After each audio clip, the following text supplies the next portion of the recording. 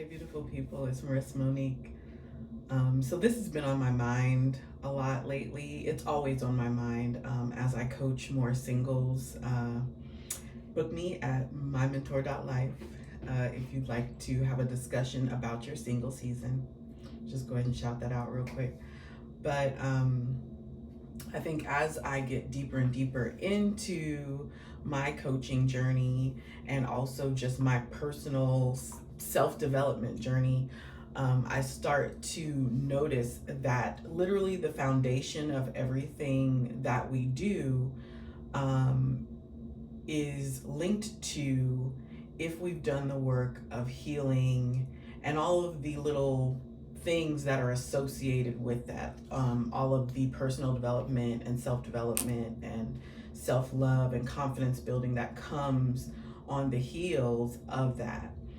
So, I wanted to touch on healing in particular right now. And so, I've made some notes about my personal recipe for building successful relationships in the future. If you are a single person and you would like to build a successful relationship, you would like to build good, solid, good communication relationships, very, quality relationships in the future. Just what I have found through coaching that we are not doing enough of. And so the first one is heal. I think it's important that you do that work because you need to identify your personal wounds and your triggers. And we need to sometimes sit with ourselves, even though this is really, really uncomfortable.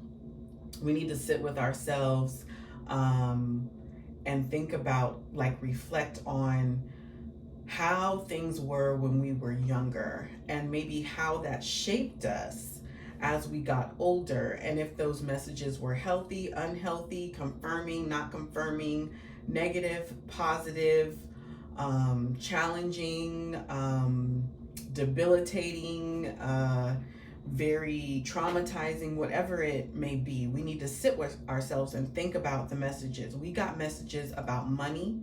We got messages about sex. We got messages about abuse. We got messages about relationships and friendships, how we're to conduct ourselves in the world. We got messages about habits. We got messages about how to react to things, whether that's in an angry way, a non-angry way. We got a lot of messages, and we need to be brave enough to do that work and kind of step back and think, well, why do I, interpret this way? Oh, maybe it has to do with how I interacted with my father or my mother, or if I didn't have a father figure or a mother figure around, then who created these messages? Sometimes for me, I had a very healthy, I would say pretty healthy, very balanced childhood, but then I had a tough relationship or two in my early 20s that defined a lot of the way that I dated. And then I had to explore that, like, where does that come from? Is that connected to the way I deal with my father, or any other messages I got? And we also have to know our triggers, like the things that set us off and make us react to people a certain way, because a lot of times we're placing the blame on how they treated us when really something they did just hit a hot button, and so we're just reacting to that.